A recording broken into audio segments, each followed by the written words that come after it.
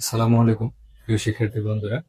আজকে তোমাদের সাথে আমি ট্যাগ কোশ্চেন নিয়ে আলোচনা করব এবং ট্যাগ কোশ্চেনের খুবই গুরুত্বপূর্ণ একটা পার্ট বলতে পারো, যেটা আমরা প্রায়শই পরীক্ষায় ভুল করি। আমি আজকে এমন একটা পদ্ধতি তোমাদেরকে শেখাবো, যেটা শিখলে এই ট্যাগ কোশ্চেন গুলো তোমাদের পরীক্ষাতে যদি থাকে, thank you, congratulation, good morning, এগুলো থাকলে তোমাদের কখনো ভুল হবে না। দেখো, প্রথমত আমরা ট্যাগ কোশ্চেনের নিয়ম যেটা জানি, ট্যাগ কোশ্চেনের নিয়ম হচ্ছে আমাদের শুরুতে অক্সিলিয়ারি ভার্ব বসাইতে হয়। অক্সিলিয়ারি ভার্বের পর আমাদের সাবজেক্ট বসাতে হয়। কি বসাতে হয়? সাবজেক্ট। এবং শেষে আমরা প্রশ্নবোধক চিহ্ন বসাবো, কোশ্চেন মার্ক। এই হচ্ছে আমাদের ট্যাগ করার একটা শর্ত। এটাকে বলা হয় কি? শর্ত, কন্ডিশন। এখন ট্যাগ কোশ্চেনের আরেকটা শর্ত হচ্ছে কি জানো?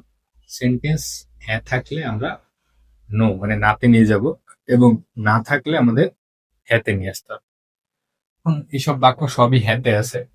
I thank you, I congratulation you, I good morning you, এগুলো সবই হ্যাতে আছে। তার মানে কি আমাদের নো মানে না বোধক করতে হবে। এবং এক কোশ্চেনের মূল শর্ত হচ্ছে কি? অক্সিলারি ভার্ব বসাইতে হবে, সাবজেক্ট বসাইতে হবে। এখন তোমরা কি করো? মুখস্থ করো। থ্যাংক ইউ, কংগ্রাচুলেশন থাকলে আমরা কি বসাবো বুঝতে পারতেছো না, তুমি মুখস্থ করতেছো। কেন মুখস্থ করো না? তুমি বোঝার চেষ্টা করো। দেখো, থ্যাংক, এই থ্যাংক মানে হচ্ছে কি? ধন্যবাদ দেয়া। ঠিক আছে? থ্যাংক মানে কি? ধন্যবাদ দেয়া। আমরা জানি এগুলো হচ্ছে ভার্ব, এগুলো হচ্ছে ধন্যবাদ দেয়া, এগুলো হচ্ছে কাজ, এগুলো ভার্ব। এই ভার্বের ফর্ম আছে তিনটা: V1, V2, V3। নর্মালি আমরা এই তিনটা ফর্ম নিয়ে কাজ করি। দেখো, এই থ্যাঙ্কড, যদিও ভার্বের আরো কয়েকটা ফর্ম আছে, V2, V4, V5। দেখো, এখানে আমরা থ্যাংক এর যে কথাটা বললাম, এটা কিন্তু ভার্ব। থ্যাংক ইউ বললাম, তার মানে এটা হচ্ছে অবজেক্ট, এটা হচ্ছে ভার্ব। এটা V1 ফর্মে আছে। এটা কি? V1 ফর্মে আছে। প্রথমে V1 ফর্মে থ্যাংক। দেখো, থ্যাংক, থ্যাংকড, থ্যাংকড। তো আমরা এখানে থ্যাংক লিখলাম, ইউ। এখন থ্যাংক ইউ কাকে বলতেছি বলো তো? আমি তোমাকে বলতেছি, আই। তার মানে সাবজেক্ট হচ্ছে আই। সাবজেক্ট হচ্ছে কি? আই। সাধারণত আমরা বলার ক্ষেত্রে কখনো বলি না আই থ্যাংক ইউ, আমরা সবসময় বলি থ্যাংক ইউ। যেহেতু আমি কথাটা বলতেছি, সেজন্য সাবজেক্ট কি এখানে উজ্জ্ব থাকতেছে, দেখা যাচ্ছে না। So আমরা সাবজেক্ট হিসেবে তাহলে কি মনে করতে পারি এখানে কি আই আছে, তো আমরা লিখবো কি? সাবজেক্টের জায়গায় আই। এবং অক্সিলারি ভার্ব হিসেবে কি আমরা জানি যে এক কোশ্চেন করার সময় ভার্ব যদি V1 ফর্মে থাকে, প্রেজেন্ট ফর্মে থাকে, তাহলে আমরা কি ডু অথবা আমাদেরকে ডাজ ব্যবহার করতে হয়। কি?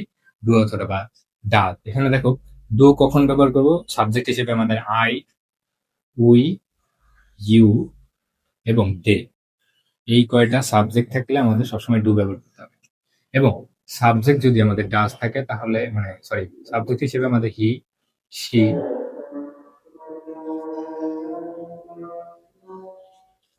ইট, এই তিনটা সাবজেক্ট যদি আমরা পাই, তাহলে আমাদের কি করতে হবে? ডাজ বসাইতে হবে। এখন আমি তো জানি যে হ্যাঁ থাকলে না, তার মানে কি ডু এর সাথে নট বসবে। তাহলে আমরা লিখবো ডোন্ট, সাবজেক্টে কি ছিল? I, don't I. সেম একই। দেখো, কংগ্রাচুলেশন, আমি তোমাকে অভিবাদন জানাচ্ছি, আই কংগ্রাচুলেশন ইউ, আর আই কংগ্রাচুলেট ইউ। তার মানে এটাও কি?